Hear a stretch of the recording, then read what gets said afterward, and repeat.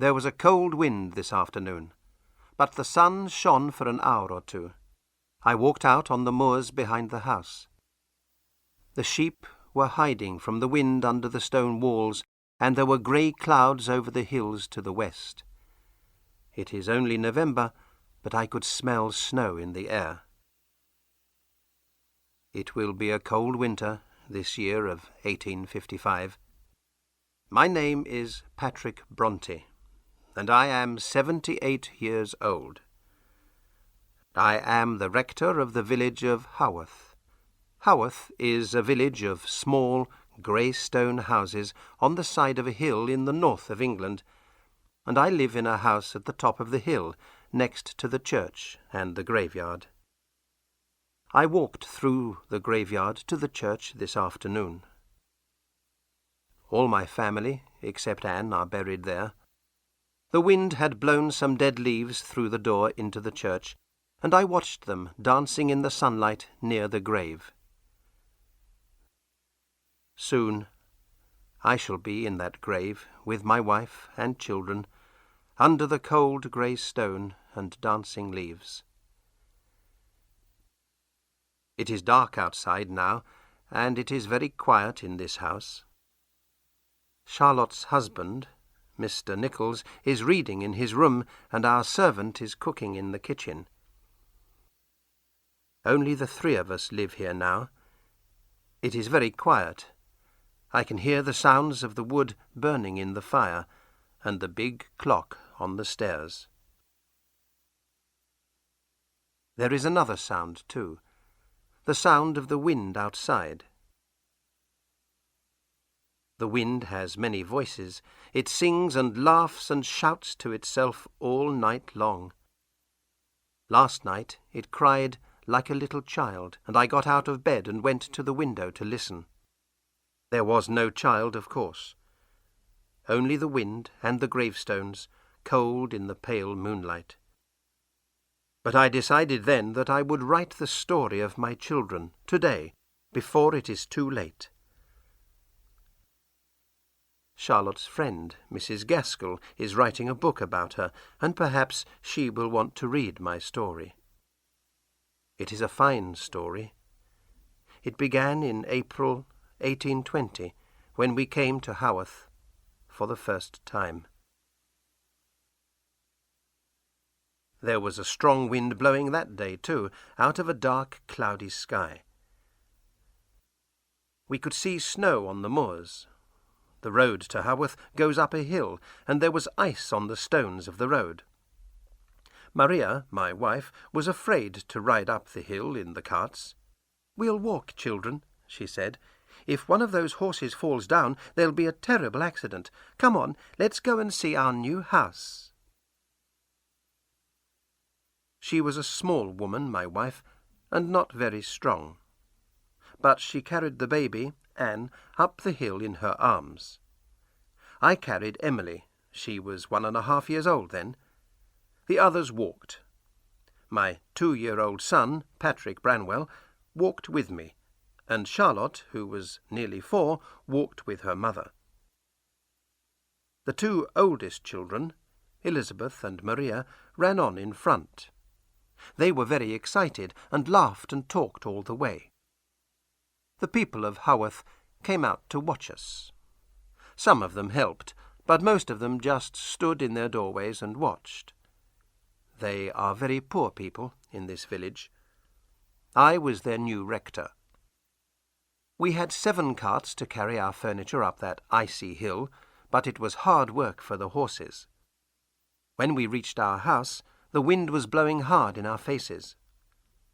My wife hurried inside and began to light fires. "Do you like it, my dear?" I asked her that night, when the children were in bed. She looked pale and tired. I thought it was because of the long journey and the children. Perhaps it was. She held out her hands to the fire and said, "Of course, Patrick, it's a fine house. I do hope it will be a good home for you and the children." I was a little surprised by that. "And for you, Maria," I said. "Don't forget yourself. You are the most important person in the world to me." She smiled then, a lovely smile. "Thank you, Patrick," she said. She was a very small woman, and she was often tired because of the children. But when she smiled at me like that, I thought she was the most beautiful woman in England. A year and a half later, she was dead. She did not die quickly. She was in bed for 7 long months in awful pain. The doctor came often, and her sister Elizabeth came too to help. The children were ill as well. It was a terrible time. My wife, Maria, died in September 1821. She was 38. It was my job to bury her in the church. Our 6 young children stood and watched quietly. Afterwards, we went back to the house. I called them into this room and spoke to them. I said, "You must not cry too much, my dears. Your mother is with God now. She is happy. One day you will all die, and if you are good, you will go to God too." "But why?" Maria asked. "Why did she die now, Father? We need her." This world is a hard place, children, and we cannot understand everything that God does. But God loves us, never forget that. Your mother loved you, and perhaps she can see you now. We must all try to work hard, learn as much as possible, and be kind to each other. Will you do that?" "Yes, Father." They all looked so sad, I remember, and they listened so carefully. Little Emily said, "Who will be our mother now?" "Maria is the oldest, so she will help me. You must all listen to her and do what she says. And your Aunt Elizabeth is here too. Perhaps she will stay for a while." Elizabeth did stay. She was older than my wife, and she wasn't married. We called her Aunt Branwell. She came from Penzance in Cornwall, a warm, sunny place by the sea in the southwest of England. It is often cold on the moors behind Haworth, and the winds blow all winter. Aunt Branwell hated Haworth, but she stayed here all her life to help me with her sister's children. She was a good, kind woman. I was very proud of my little Maria.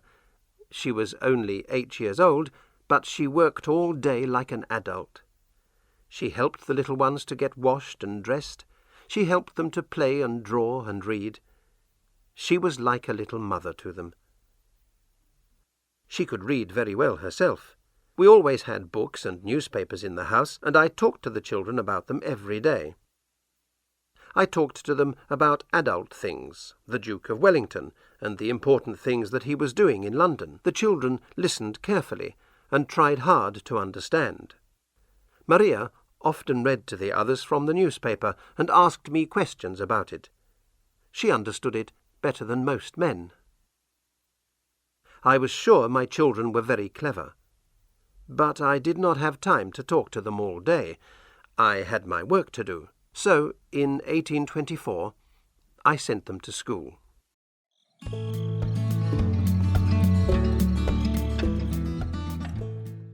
I was born in a small house in Ireland. There were only 2 rooms in our house, and I had 9 brothers and sisters. My parents were very poor. We had no money and only a small farm. But we did have a church near us, and that church had a school. That school gave me my one chance of success. I worked very hard there, and when I was 16 I became a teacher. Then I went to St. John's College, Cambridge, to study some more. I became a curate. When I married, I was able to get a good job and a house for my family. I got all that because I worked so hard at school. I wanted my children to go to the best school that I could find. Cowan Bridge School was a school for the daughters of churchmen. It belonged to a churchman, Mr. Wilson. He was a good man, I thought. I liked the school, and it was not too expensive. So, in July 1824, I took Maria and Elizabeth there.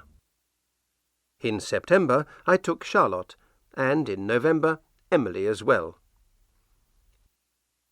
Emily was just 6 then, and Charlotte was 8.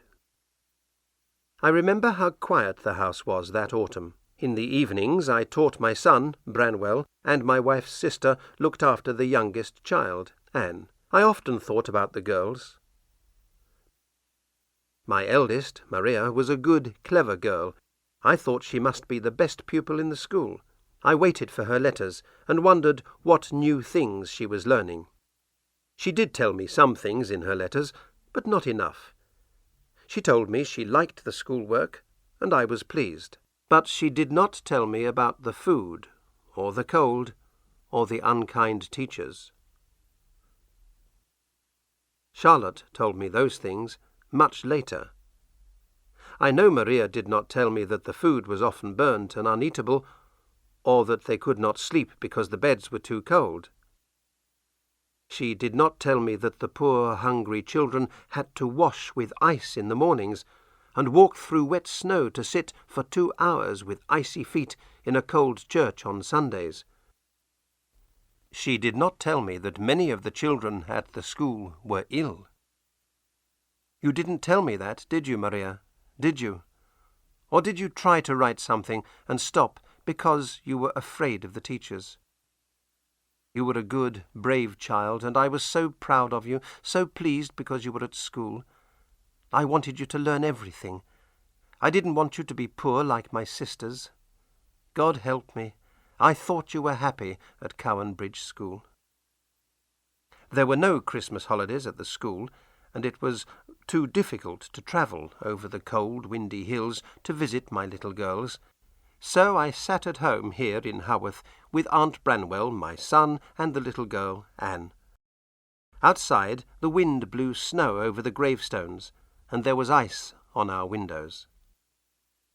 On Christmas Day, little Anne looked lonely. She asked me about her sisters. "Don't worry, my dear," I said. "They are happy with the other girls at school. You shall go to Cowan Bridge too, when you are older." I remember how strangely she looked at me then. She was only 4, and very pretty. She smiled at me, but her face went very white, and her hands started to shake. I don't know why. I thought she was cold, and I put some more wood on the fire. Then Aunt Branwell read her a story from the Bible, and I forgot about it. In February, a letter came. It was in an adult's handwriting, not Maria's. "Dear Mr. Bronte," it said, "I am afraid I have some bad news for you. Many children in the school have been ill, and your daughter Maria—" My hand began to shake badly, and I dropped the letter on the floor. As I picked it up, I could see only one word: dead. If your daughter Maria does not come home soon, she will be dead. I went over the hills to bring her back. My Maria was in a small bed in a cold room upstairs, coughing badly. Elizabeth and Charlotte and Emily stood beside her, waiting for me. They looked so sad and ill and frightened. I remember the big eyes in their small white faces. But I did not bring them home then. The school doctor said it was not necessary. So I took Maria home across the cold, windy moors to Haworth. I sat beside her in the coach and held her hand all the way. I remember how cold her hand was in mine. Thin, cold fingers that did not move at all. It was too late to save her. She lay in bed upstairs for nearly 3 months, but she was too ill to eat. Her poor face was white, I remember, and it seemed thin and small like a dead child's. Only her eyes looked alive, big, dark eyes in a thin white face. "Don't cry, Father," she said to me once. "I shall be with Mother soon, you know, and with God." I buried Maria beside her mother, and a month later I buried Elizabeth there too. She became ill at school, and a woman from the school brought her home. I brought Charlotte and Emily home 2 weeks later. They were here when Elizabeth died. Her body lay all night in a wooden box on the table, and her little sisters and brother kissed her before she was buried. I had wanted so much for those 2 girls, and now I had nothing. I stood in the church and looked at the summer flowers I had put on their grave. I remembered how my wife had held the girls in her arms, and how she had smiled at me when we looked at them.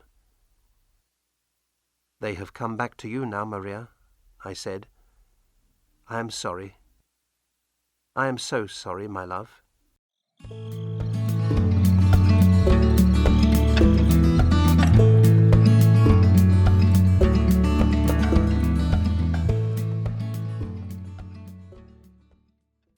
I had 4 children now: Charlotte, Branwell, Emily, and Anne. I did not send them to school again for many years. God's ways are hard to understand, I thought. Perhaps God was not pleased with me. Perhaps he wanted Maria and Elizabeth for himself. I decided to keep the others at home. Aunt Branwell could teach them, and I could help when I had time. They were clever children, quick at learning. They loved to write and draw and paint, and they talked all day long. And, thank God, they were not ill. In the afternoons, my servant, Tabby, took them for long walks on the moors behind the house. They walked for miles on the hilltops in the strong, clean wind, alone with the birds and the sheep. I think it was good for them. They grew stronger, and there was a bright light in their eyes. I was not the only sad father in Haworth.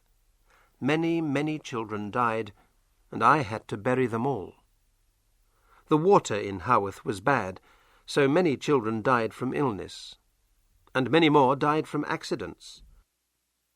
I saw 100 children die from fire. In my house I was always very careful. I had no curtains, no carpets, because I was afraid of fire. My children never wore cotton clothes, because they burn so easily. One day, in 1826, I brought a box of toy soldiers home from Leeds. Next morning, the children began to play games with them. "This one is mine," Charlotte said. "He's the Duke of Wellington." "And this is mine," said Branwell. "He's Napoleon Bonaparte." The children liked the wooden soldiers and began to tell a story about them. It was a very exciting story, I remember. They read it to me and Aunt Branwell and Tabby, our servant. The next day they invented another story, and then another. And then for several days the children were very quiet, and I wondered what they were doing. I went upstairs and opened their bedroom door. Inside they were all busily writing or drawing on small pieces of paper. The wooden soldiers were in the middle of the room in front of them. "What are you doing?" I asked. Emily looked up. "Oh, Father, please go away," she said. "We're writing our secret books." I suppose I looked sad. "What? Can't I see them?" I asked. They all thought for a minute.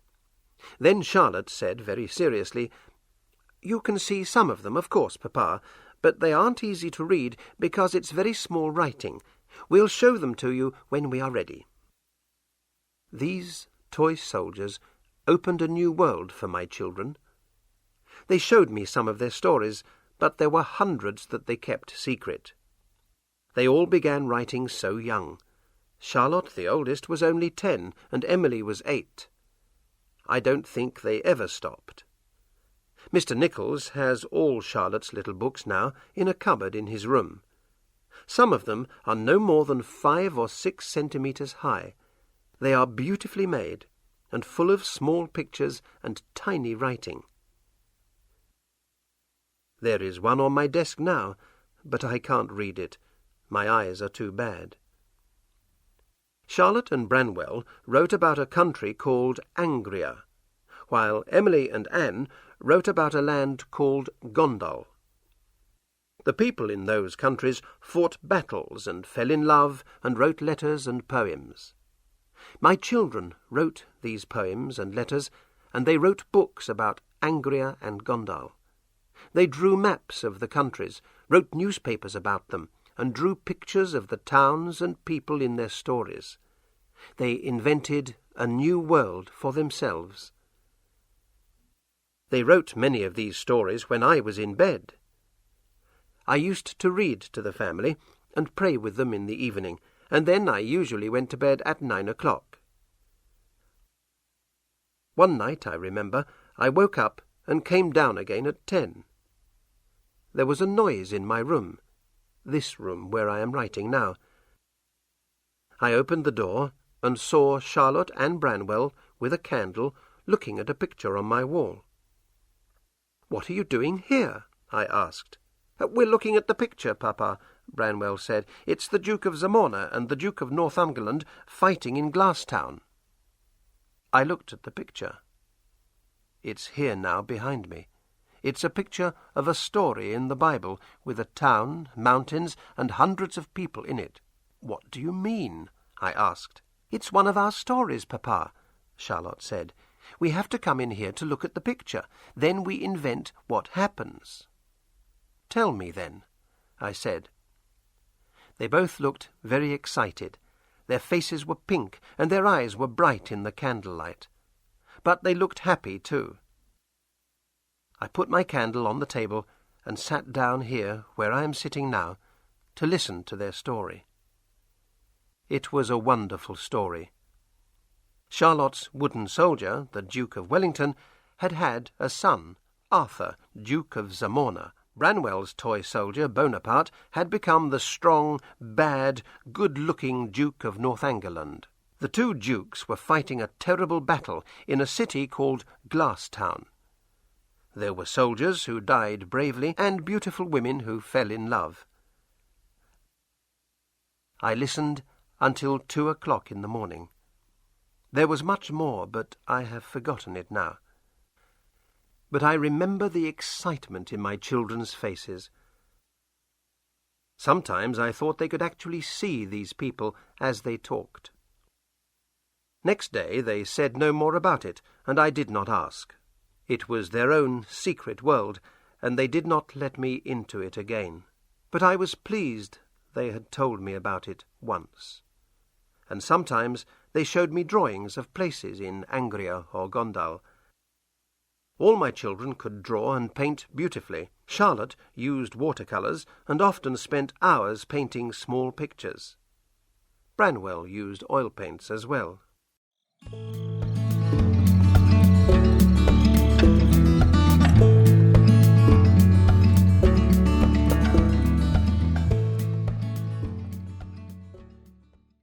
When Branwell was 14 or 15, he did a lot of oil paintings. He painted people in the village, and it was easy to recognize the faces in the pictures. Later, he did a fine painting of his 3 sisters. I was very proud of him. We all decided he would become a famous artist. Charlotte went to school again when she was 15. It was a much better school, Miss Wooler's school at Roe Head. I don't think Charlotte liked school, but she wanted to be a teacher, a governess, so she worked hard. I taught Branwell at home, and Aunt Branwell taught Emily and Anne. The girls and Branwell were learning to play the piano, and Branwell played the music in church. Emily and Anne had dogs, and they used to take them for walks on the moors. Anne's dog was called Flossie, and Emily had a big strong one called Keeper. Keeper went everywhere with her. I think Emily loved that dog more than any person. Emily was sometimes a difficult child. She was very shy, and did not often speak to anyone outside the family.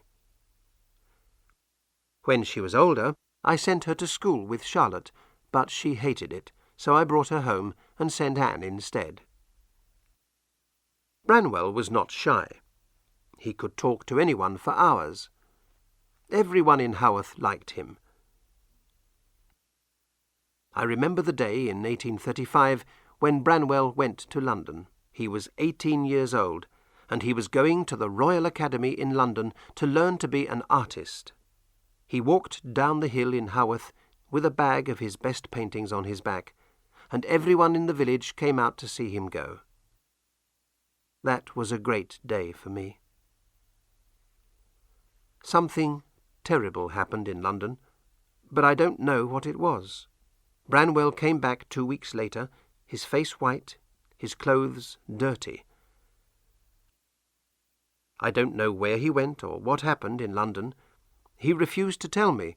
He just sat upstairs, alone in his room, for hours. Later, I paid for a room in Bradford for him to work in. He could paint pictures of famous people there, I thought. It was easy work for him. But he couldn't do it. He spent all my money and came home again after a while. This was a sad time for me.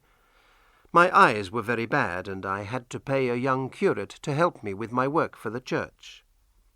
My old servant, Tabby, broke her leg and was very ill. And then, one day, I got a letter from Miss Wooler's school. My curate read it to me. "Dear Mr. Bronte," the letter said, "I am afraid that your daughter Anne is very ill, and I don't think I ever moved so fast in all my life.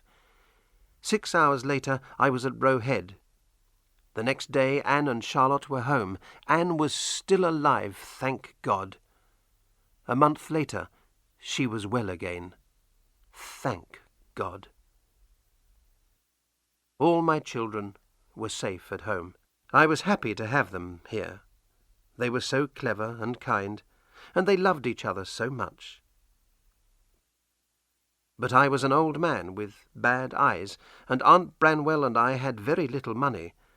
My children had to find work somewhere in order to live. But what sort of work could they do?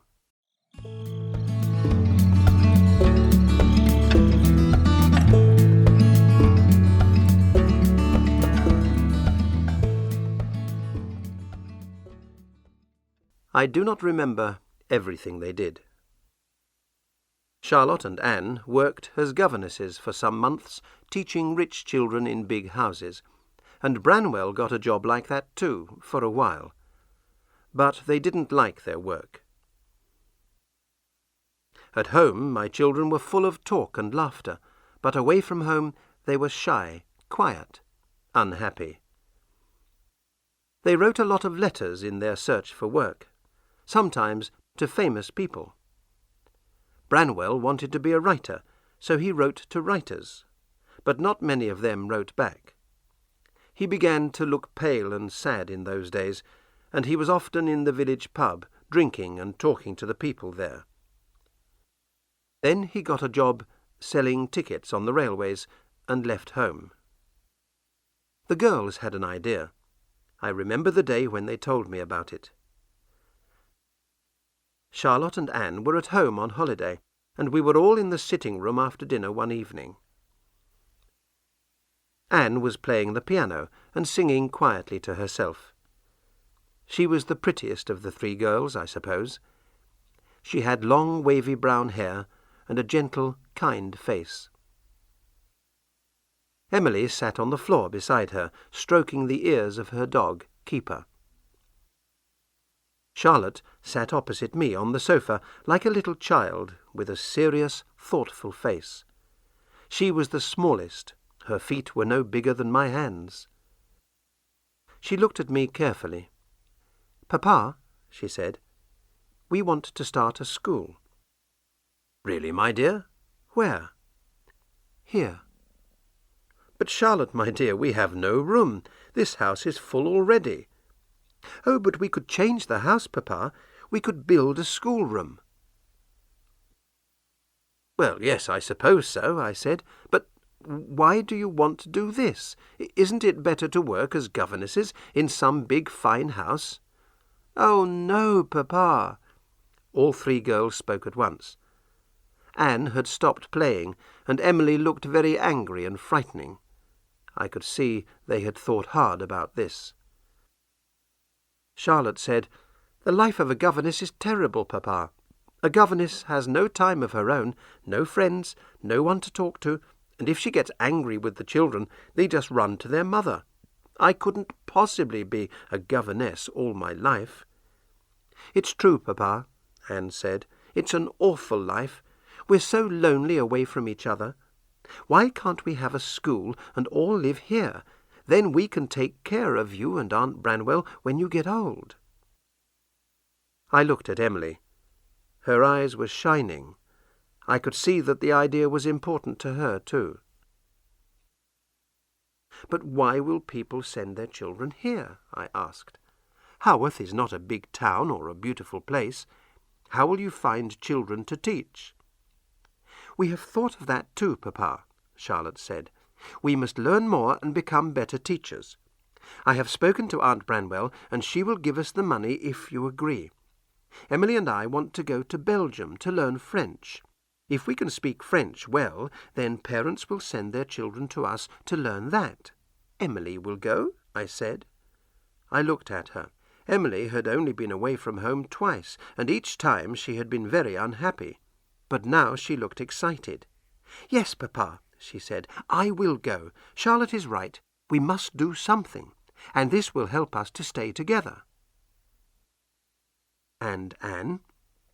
"I will stay as a governess with the Robinson family," Anne said sadly. "There's not enough money for us all to go, and the Robinsons are not so very bad." It was always like that. Anne was a gentle girl. She did not fight as hard as the others. Perhaps her life was easier because of that. I don't know. But I thought it was a wonderful idea. I wrote to Belgium and found them places in a school in Brussels, which was owned by a Monsieur Heger. I agreed to take the girls there, and for a month I wrote down French words in a little pocket-book to help me on the journey. Then, one afternoon in 1842, we caught the train to London. I had not been to London for over 20 years, and my daughters had never been there. We stayed for 3 days, and then we took the night boat to Belgium and arrived at a tall, fine school building in the centre of Brussels. Heger himself was a very polite, friendly man, very kind. He did not always understand my French, but he showed me around the school and talked a lot, very fast. I smiled and tried to answer. The two girls were very excited when I left them. As I came home on the boat, I thought, this is a good thing, a fine thing perhaps. My daughters will start a good school, and Haworth will become famous. I hope Branwell can make a success of his life too. Then my wife Maria will be pleased with us all.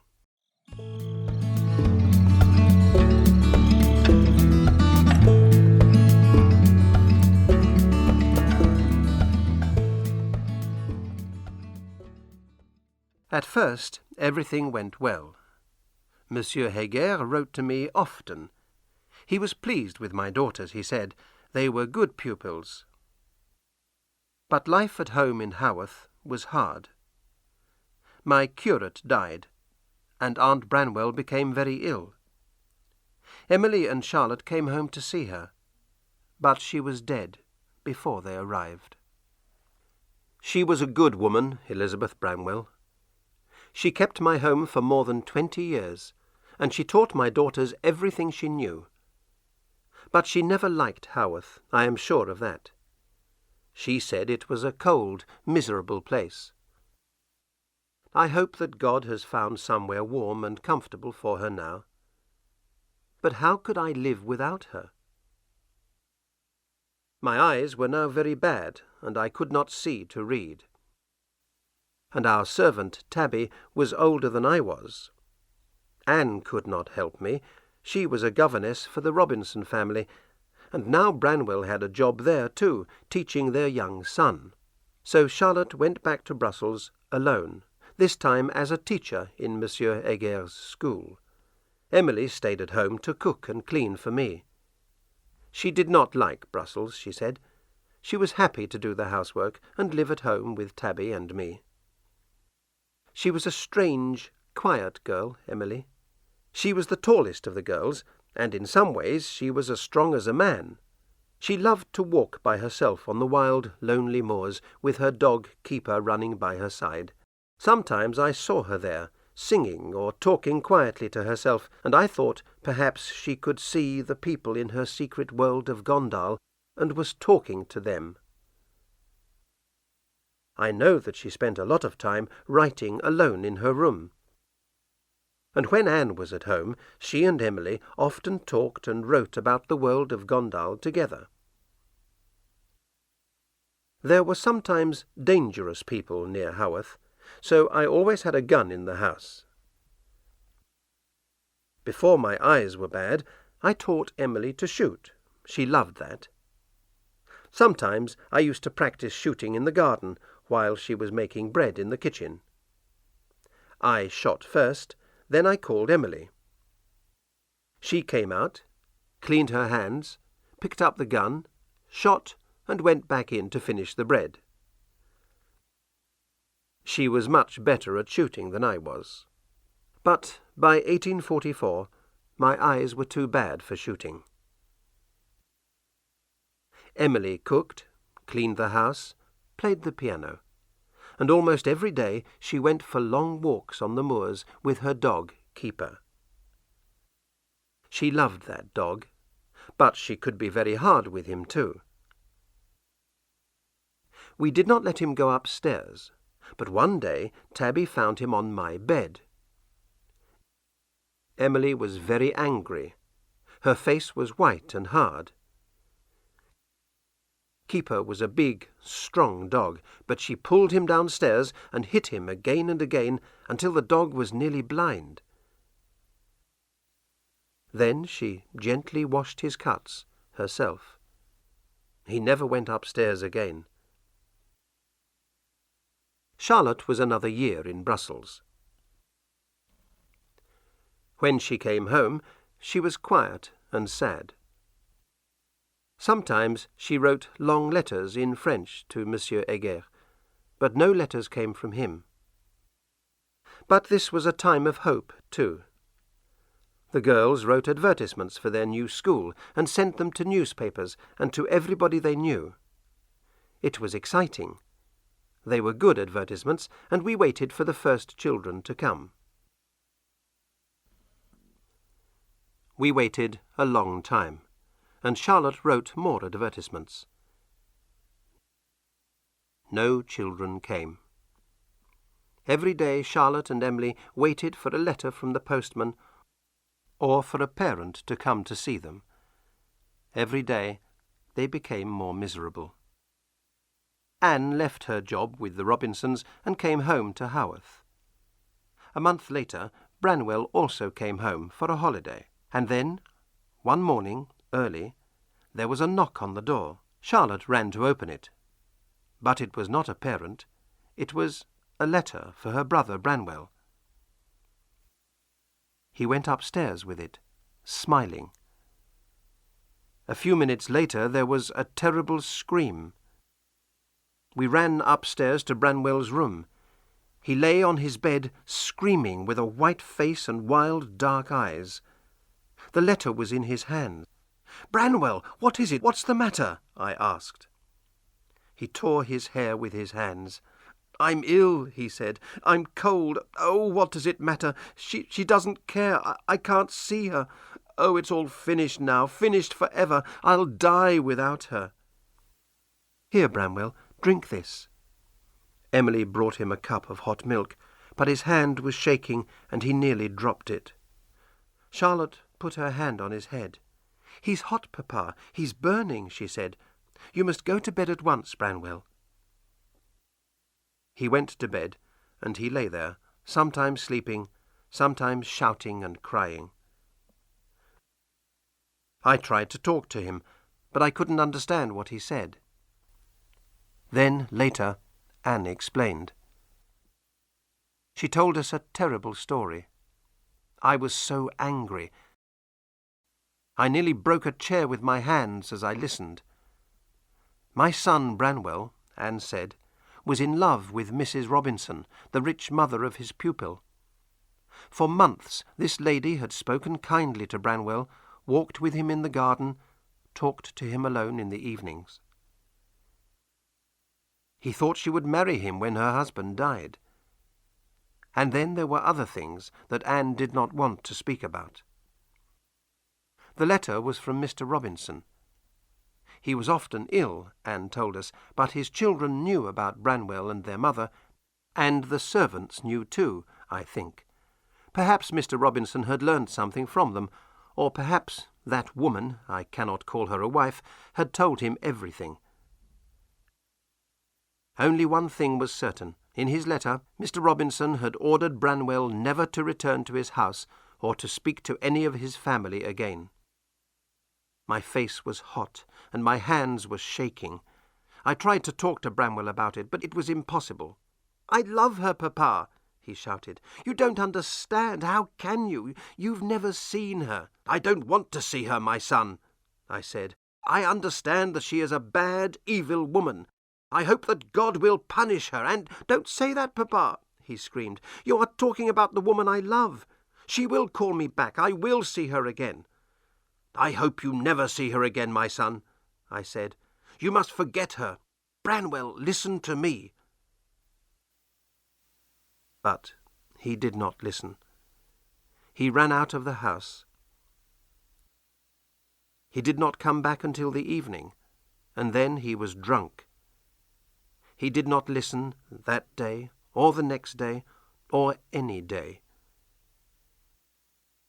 He began to drink laudanum as well. I thought he would kill himself. So I think Charlotte was pleased that no parents came. No school could have a man like Branwell in it.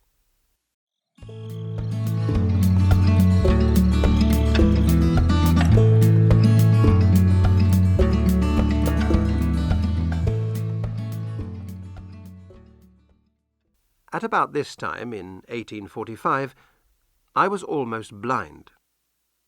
I had a new curate to do my work, Arthur Nieholls, a young man of 28. He came from Northern Ireland like myself. He was a good, hard worker. I spoke in the church on Sundays, but Arthur Nieholls did the rest of my work. Branwell became worse and worse. Mr. Robinson died in 1846, but Mrs. Robinson didn't marry Branwell. Oh, no. She was a cold, wicked woman. She sent my son Branwell away, and later married a rich old man. And so Branwell spent more and more time drinking and taking laudanum and walking alone on the moors. When you are blind, you listen to things very carefully. I used to sit alone in my room and listen to the sounds of the wind outside the house. The wind talks and whispers and sings. It has many voices. I listen to the sounds of the clock on the stairs and the wood in the fire and the footsteps and voices of the girls walking around the house. They talked a lot to each other, and sometimes I could hear what they said, even when they were in another room. Anne had had a poem published in a magazine, and one day I heard a conversation between Charlotte and Emily. Charlotte had found something that Emily had written and was talking to her about it. "But they're wonderful, Emily," Charlotte said. "They're much better than mine or Anne's." "They're not for people to read," Emily said. "They're part of the Gondel story. Nobody would understand them except me and Anne." I realized that they were talking about some poems of Emily's. I knew that Emily and Anne wrote a lot about the country of Gondal, but I didn't know much about it. Emily kept all her papers locked in her desk. Charlotte was arguing with her. "Emily, listen to me. These are fine poems. I think we should put some of them in a book, together with mine and Anne's, and try to publish it. People should read them." "No!" Emily shouted. Then her dog Keeper began to bark, and I didn't hear any more. But I think they talked about this again several times. I often heard voices arguing, and usually they never argued about their writing. I wanted to tell them not to do it. I had published several small books myself, but I always lost money. I had to pay the publisher to print the books, and not many people bought them. It's an easy way to lose money. But I was too ill, so I said nothing. I learnt many years later that they paid over £30 to have a book of poems printed, and that it sold 2 copies. I am not surprised they didn't tell me about it. We had very little money in our house. I began to feel that there was something wrong with my head as well as my eyes. Several times the postman brought an old packet to our house, which was addressed to a man called Currer Bell. I told him that no Currer Bell lived in Haworth, and sent him away. But then, a month or 2 later, he came back again with the same old packet. In the summer of 1846, Charlotte took me to see an eye doctor in Manchester. We stayed in rooms in the town. The doctor decided to operate on my eyes, and the next morning we got up early. I was afraid. Could I hold my head still while the doctor cut into my eyes with a knife? Perhaps the pain would be too terrible. Perhaps I would move or stand up or... Charlotte held my hand. As we left our rooms, we met a postman. "Good morning, miss," he said. "There's a packet here for Currer Bell." "Oh, thank you." Charlotte sounded sad, but she took the packet and put it in her room. She did not open it. Then we walked to the eye doctor's. The pain was terrible, but it was over in 15 minutes, and I didn't move. Afterwards, I had to lie on a bed in a dark room. We couldn't go home for a month. A nurse came sometimes, but Charlotte stayed with me all day. I asked her once about the packet. She said, "Oh, it's for a friend of mine, Papa. It had a letter for me in it. I have posted it away again now." I didn't understand, but I didn't ask again. I lay quietly on my bed most of the day, and Charlotte sat in the next room writing.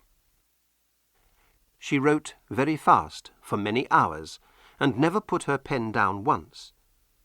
She seemed quiet, but strangely happy. I was happy too. The doctor had helped.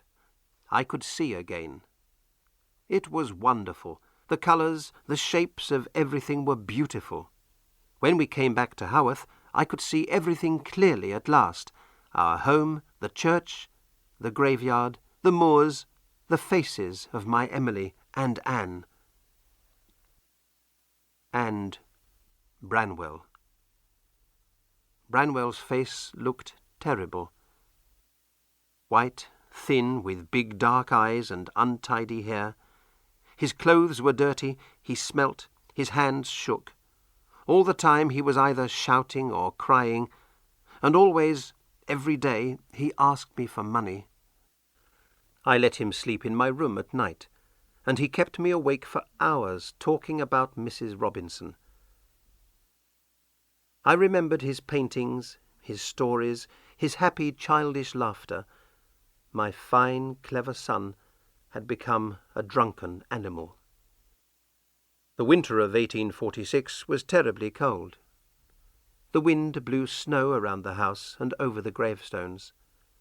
A lot of children died in the village. Anne was ill. Branwell was worse. We lit fires in all the rooms, but there was ice inside the windows in the mornings. I spent most of my time with Branwell, so I didn't think very much about the girls. And then, one afternoon, Charlotte came into my room. I was sitting here, in this same chair beside the fire. She had a book in her hand, and that strange, happy look on her face. "Papa," she said, "I've been writing a book." I smiled. "Have you, my dear?" I thought she had written another little book about Angria. "Yes, and I want you to read it." "Oh, I'm afraid it will hurt my eyes too much." My eyes were much better, but the tiny writing in the Angria books was too small for me. "Oh, no," she said. "It's not in my handwriting. It is printed." She held out the book in her hand. "My dear, think how much it will cost. You will almost certainly lose money because no one will buy it. No one knows your name." "I don't think so, Father. I didn't pay to get it printed, you know. The publishers paid me. Listen to what people say about it in these magazines." She sat down and read to me from some of the most famous magazines in England. There were long articles in them about a book called Jane Eyre by Currer. They were kind articles. Most of the magazine writers liked the book. "This Currer, then?" I asked. "Is it you?" Charlotte laughed. "Yes, Papa.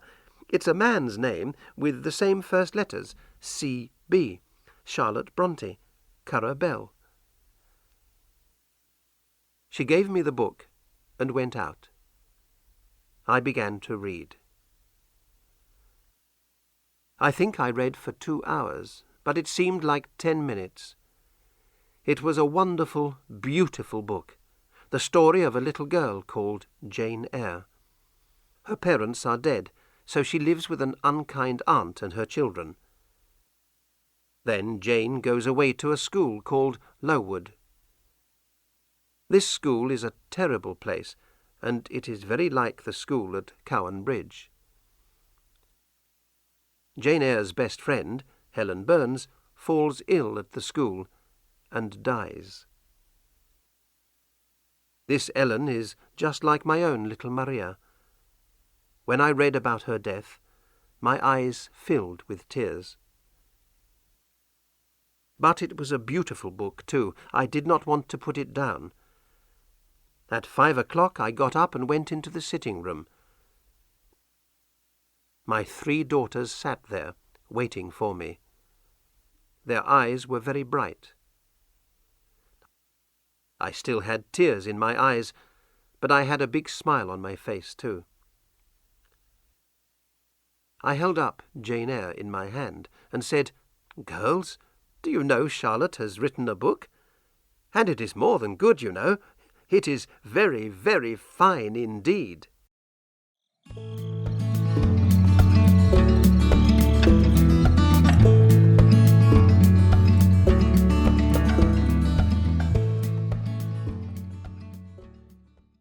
Emily and Anne did know, of course. They had known about Charlotte's book for a long time. Jane Eyre was not the first book that Charlotte had sent to a publisher. Over a year ago she had written another book, The Professor, and sent it to one publisher after another.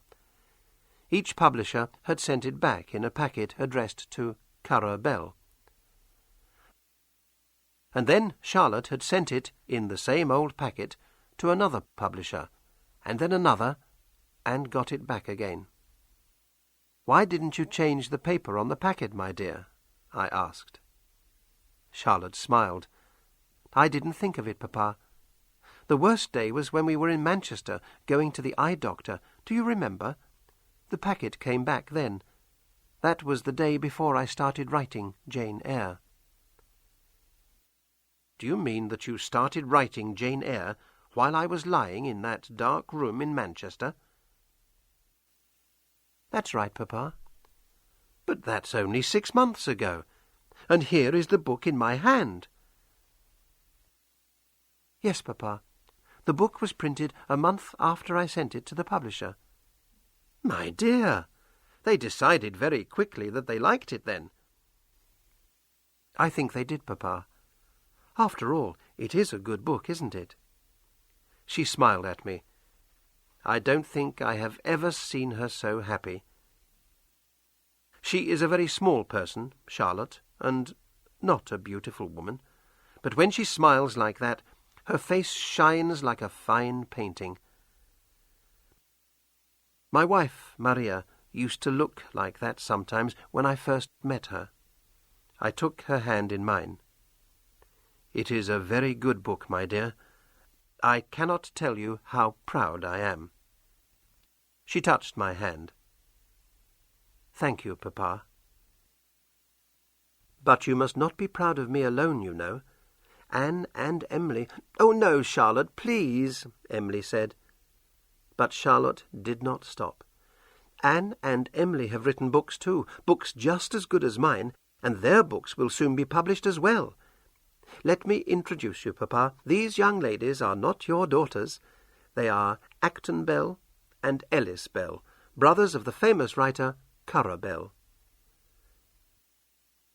Emily's face was bright red, but Anne and Charlotte started laughing. I was very surprised. "All 3 of you?" I said. But why do you use these strange names?" "Because people are stupid, Papa," Anne said. "No one thinks women can write good books, so we have used men's names instead. And now they say that Currer Bell is a writer who understands women very well." She laughed again. My dears, my dears! I held out my hands to them and kissed each one of them in turn. I don't know what to say. I am so pleased for you all. You have made your old papa happy today. Something in Emily's face stopped me. "Emily, you will let me read your book, won't you?" She thought for a moment. "Yes, Papa, of course, but it's very different from Charlotte's. I'm not sure you'll like it." "You yourself are very different from Charlotte, my dear, but I love you both. You must show me the book as soon as it comes, and you too, Anne." I read both their books that winter. They were very different. Anne's book, Agnes Grey, was the story of an unhappy governess. As I read it, I was sad to think how miserable Anne had been in a big house away from home, where no one understood her. It was a good book, but it was harder to read than Jane Eyre. Emily's book was called Wuthering Heights.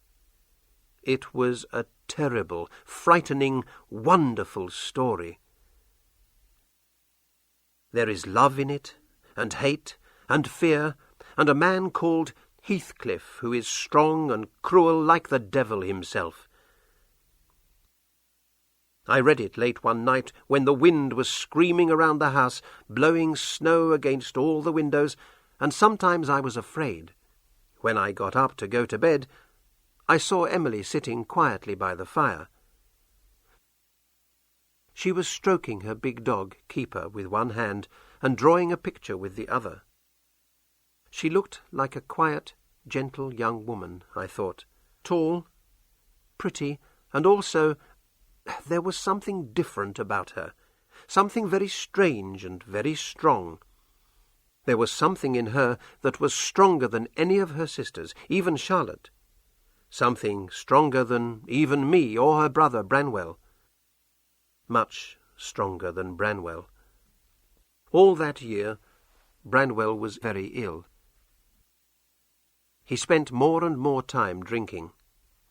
He slept most of the day and was awake half the night. His face was white, his hands shook when he tried to write.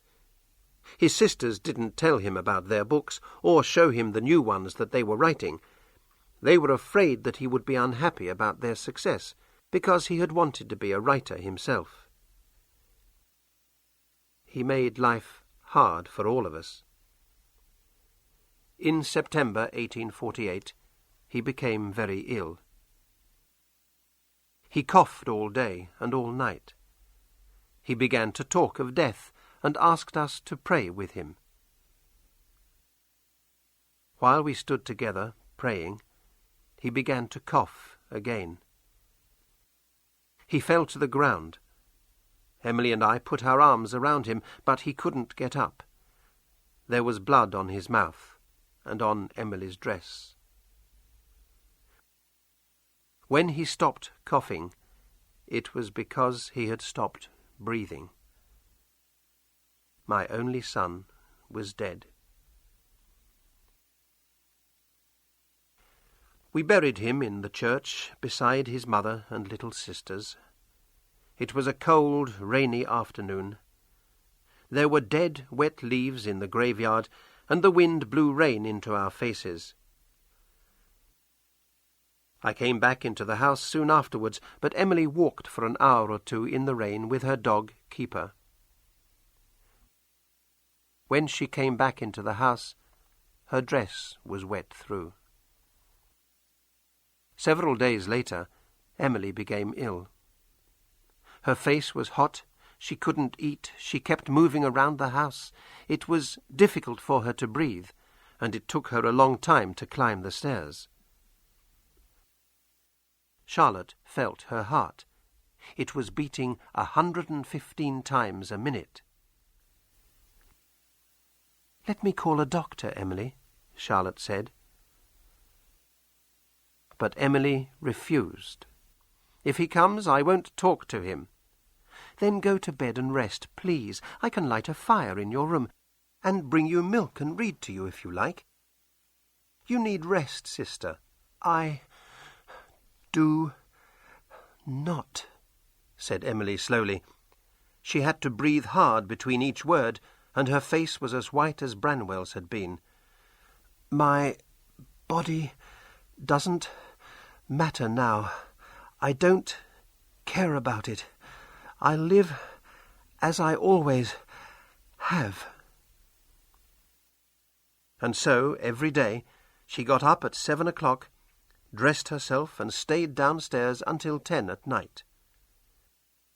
She ate little or nothing and coughed for hours. Sometimes she coughed blood. She never went out of the house, but one day Charlotte brought some heather from the moors for her to look at. Emily was lying on the black sofa in the sitting-room. Her dog, Keeper, lay on the floor in front of her. "Look, Emily," Charlotte said, "I've found some purple heather for you. There are still 1 or 2 flowers left on the moor." "Where?" Emily asked. "Here, look." Charlotte held out the small, bright purple flower. Emily turned and looked at Charlotte, but I don't think she could see the heather. Her eyes were too bad. Charlotte put it in Emily's hand, but after a moment Emily dropped it on the floor. At last she said, "Charlotte, I will see the doctor now, if he comes." Then she closed her eyes. Emily was so thin, and her white skin looked like paper. I knew it was too late, but I said to Anne, "Quick, put on your coat and fetch him now." We did not have long to wait.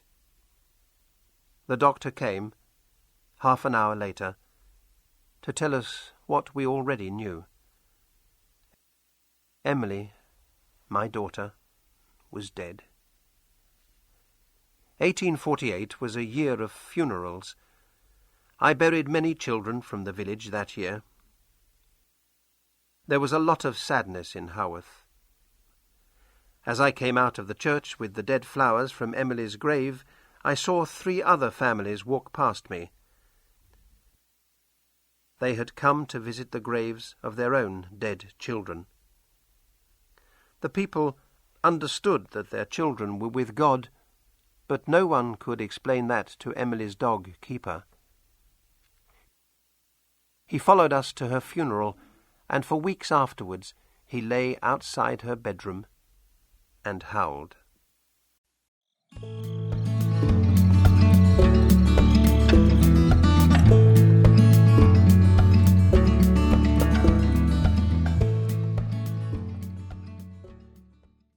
That was not the end of my sadness. Anne, too, became ill. She could not breathe. She coughed. Her face was white. But she was more sensible than Emily. She took all her medicines and did everything the doctors said. It didn't help much. In the spring she said she wanted to go to the sea, to a warmer place. The doctors told her to wait. I thought she would die before she went. At last, in May, Charlotte went away with her. They went to York first, where they visited a wonderful church, York Minster. "If men can make something as beautiful as this," Anne whispered, "what is God's real home like?" Charlotte told me this in a letter she sent from Scarborough, a town by the sea on the north-east coast. On 26th May, Anne rode a donkey on the beach, the letter said. She was very happy, Papa. Afterwards we went to church and then sat and watched the sea for a long time. On the 28th she was too ill to go out. She died quietly at 2 o'clock in the afternoon. She will be buried in a graveyard near the sea. Anne was the baby of the family, the youngest and prettiest of them all. Before she died, she wrote another book, The Tenant of Wildfell Hall, about a woman who left her cruel husband. She was proud of it, and so was I. She was 29 years old. "I don't want to die, Papa," she said. "I have too many ideas in my head, too many books to write." When Charlotte came home, the dogs barked happily. Perhaps they thought Anne and Emily and Branwell were coming home too. I don't know. But it was only Charlotte, the smallest of all my children. Not the prettiest, not the strongest, not the strangest. God had taken all those for himself. He had left me with the one who would become the most famous, and the one who nearly had a child. Charlotte wrote 2 more books. Shirley, about a strong, brave woman like her sister Emily, and Villette, about love between a teacher and a pupil. But Jane Eyre was her most famous book. Everyone in England talked about it. Everyone wanted to read it. Charlotte went to London and met many famous writers. I was very pleased. I loved to hear about the people and places that she saw. But she always came back to Haworth. She didn't like to be with famous people very long, and this quiet place was her home. In 1852, just before Christmas, a terrible thing happened. I heard some of it from my room. My curate, Arthur Nieholls, opened the door to Charlotte's sitting room and stood there. His face was white, and he was shaking. "Yes, Mr. Nieholls," Charlotte said. "Do you want to come in?" "No, Miss Charlotte, that is, yes. I mean, I have something important to say to you." I heard his voice stop for a moment, and then he went on, "I have always felt strongly about you, Miss Charlotte, and my feelings are stronger, much stronger than you know, and, well, the fact is, Miss Charlotte, that I am asking you to be my wife." There was a long silence. I heard every word, and I felt cold and angry. Mr. Nieholls was a good curate, but that was all. I paid him £100 a year to help me with my work, but he had no place in my house or in my daughter's bed. I stood up and opened my door. "Mr. Nieholls!" He turned and looked at me. I could see Charlotte behind him. "You will leave this house at once, Mr. Nieholls. I am very, very angry. You must not speak to my daughter again, ever. Do you understand me?" The stupid man was shaking and almost crying. I thought he was ill. He opened his mouth to speak, but no words came out. Then he turned and went out of the door. Mr. Nieholls stayed in his own house for 3 days. He refused to eat, the stupid man, and he sent me some angry letters. But Charlotte wrote to him to say that she would not marry him. Then Mr. Nieholls said he would leave Haworth and go to Australia. On his last day in church, he had to give people bread to eat. But when he held out the bread to Charlotte, he could not do it, because he was shaking and crying so much. Afterwards, the people of Haworth gave him a gold watch. He cried about that too. I thought it was all finished, but I was wrong. I think he wrote to Charlotte, and she wrote back. In April of 1854, he came back to Haworth. Charlotte brought him into my room. I looked at him, but I said nothing. I was not pleased. "Papa," Charlotte said, "Mr. Nieholls and I have something to say to you." I did not like that. Mr. Nieholls and I. It did not sound good to me. "I am busy," I said. "I have a lot of work." Charlotte smiled.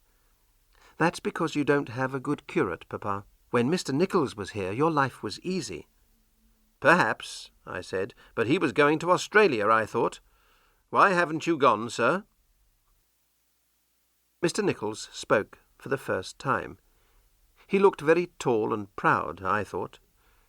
"There are 2 reasons, sir," he said. "First, because I have decided not to go to Australia.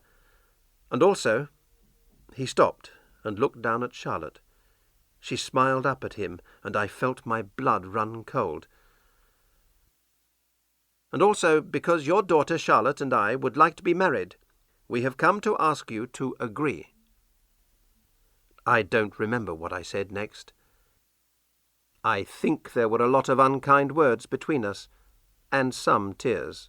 But in the end I agreed. I agreed because Charlotte wanted it, not because of Arthur Nieholls. In June that year, they were married in my church. I did not go. I could not give Charlotte away to that man. But he came back here to be my curate, and he and Charlotte lived in this house with me. He is still here now. Perhaps he will read this. If he does, he will know that he was right and I was wrong. Mr. Nieholls was, after all, a good husband for Charlotte. I understood after a while that he honestly loved her and he could make her happy. She began to smile and laugh again. Her eyes shone. She sang sometimes as she worked. Our house became a home again. She went with him to see his family in Ireland and travelled to the far west of that country. Mr. Nieholls did most of my church work for me. Charlotte began a new book. Emma, she called it.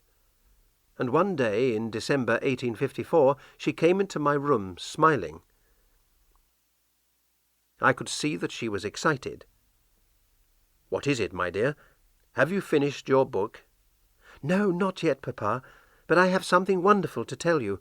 What do you think?" "I don't know, my dear. If it's not your book, then—" "I told Arthur yesterday. I am going to have a child." I did not say anything. Her hand was on the table, and I put my hand on it gently. It was wonderful news.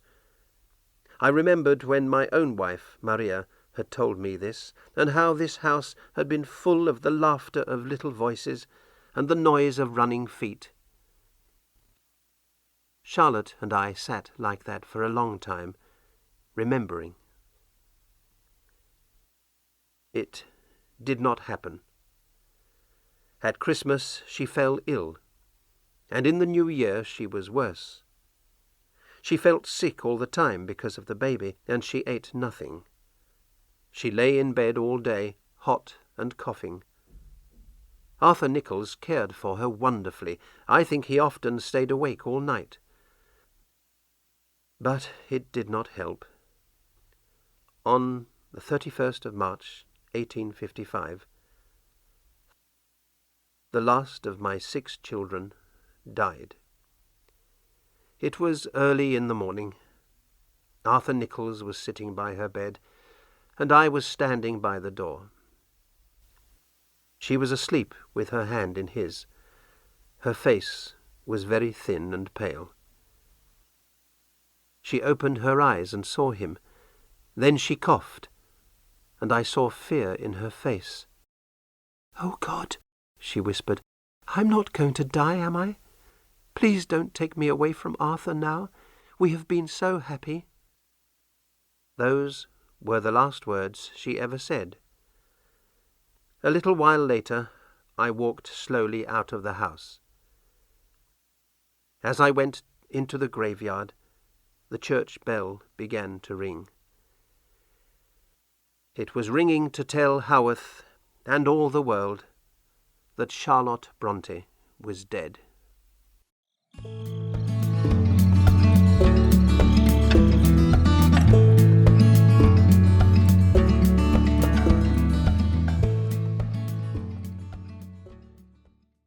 And so now I have written it. It is 3 o'clock in the morning. The house is very quiet, and the wind has stopped. I can hear the sound of the wood burning in the fire and the clock on the stairs. Somewhere upstairs, Arthur Nieholls is sleeping quietly. I know that Charlotte's friend, Mrs. Gaskell, has nearly finished her book about Charlotte. Perhaps I will show her what I have written. Perhaps. But I don't think so. I wrote to her before and answered her questions, and that is enough. She is a writer. She can write her own book. I will keep this book in my desk, for myself, and perhaps for Arthur Nieholls. There is no need for other people to read it. My daughter Charlotte is famous already, and when Mrs. Gaskell has written about her, she will be more famous still. I wish my wife Maria could read Charlotte's books, and Emily's, and Anne's. Perhaps she can. We had some fine children, didn't we, Maria? I wonder if she can hear me. It is a fine night, now that the wind has stopped. There is a bright moon, and the sky is full of stars. I think I will go outside and walk through the graveyard to the church and talk to Maria there.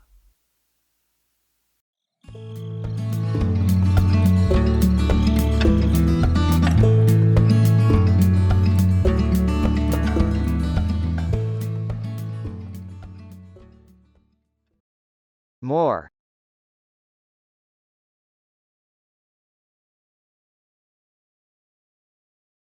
More. Rector.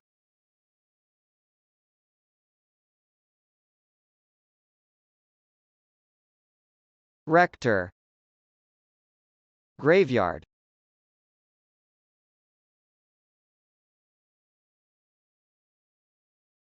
Graveyard. Sunlight.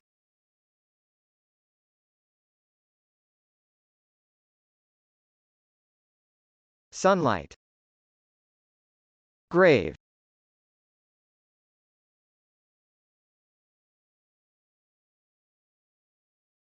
grave, servant,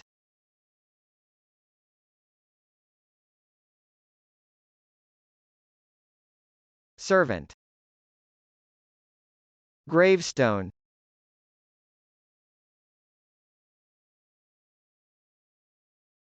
gravestone, moonlight,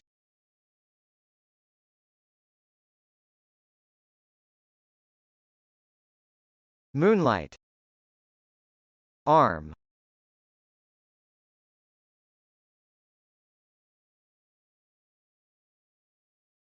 arm, doorway,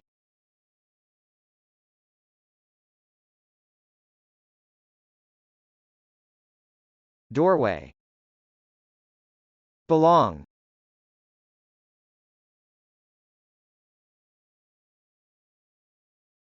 belong, burn,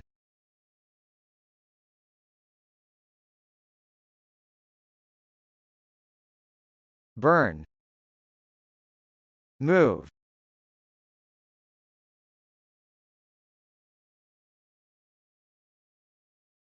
move, hilltop,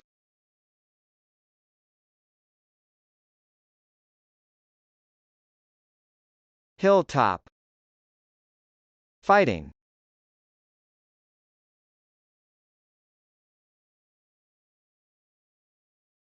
fighting, governess,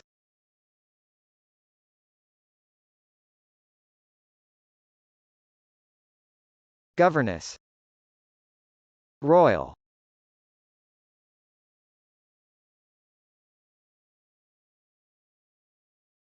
royal, academy,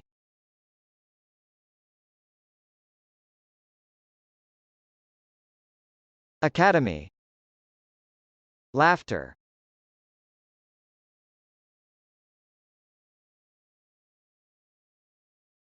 laughter, wavy,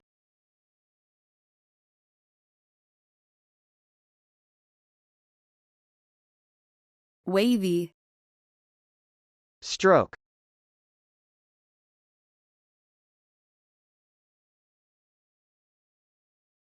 stroke, thoughtful,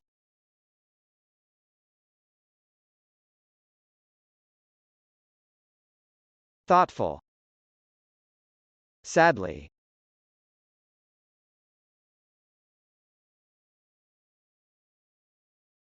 sadly, find,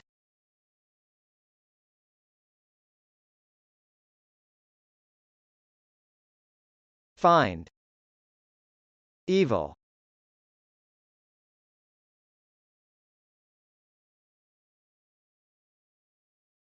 evil, drunk,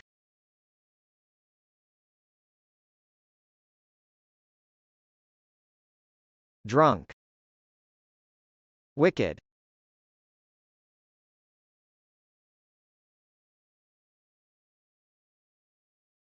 wicked, whisper,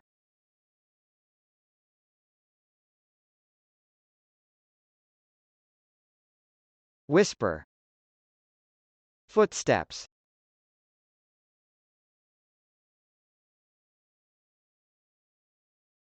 footsteps, bark,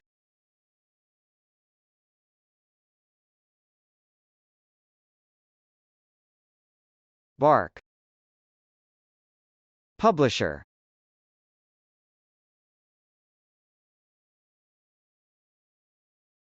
publisher, strangely,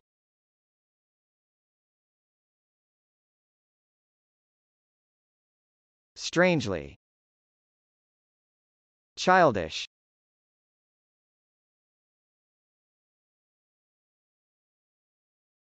childish, light,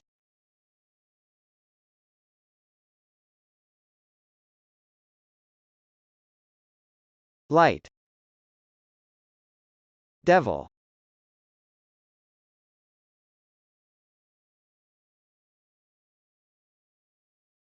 devil, funeral,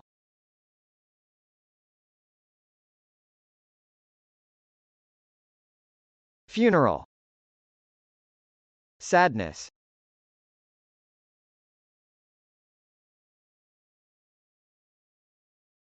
sadness, howl,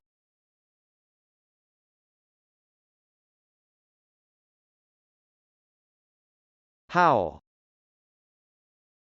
strongly,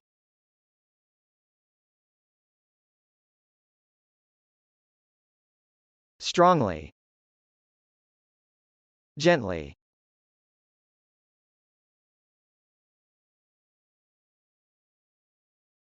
gently, shoot,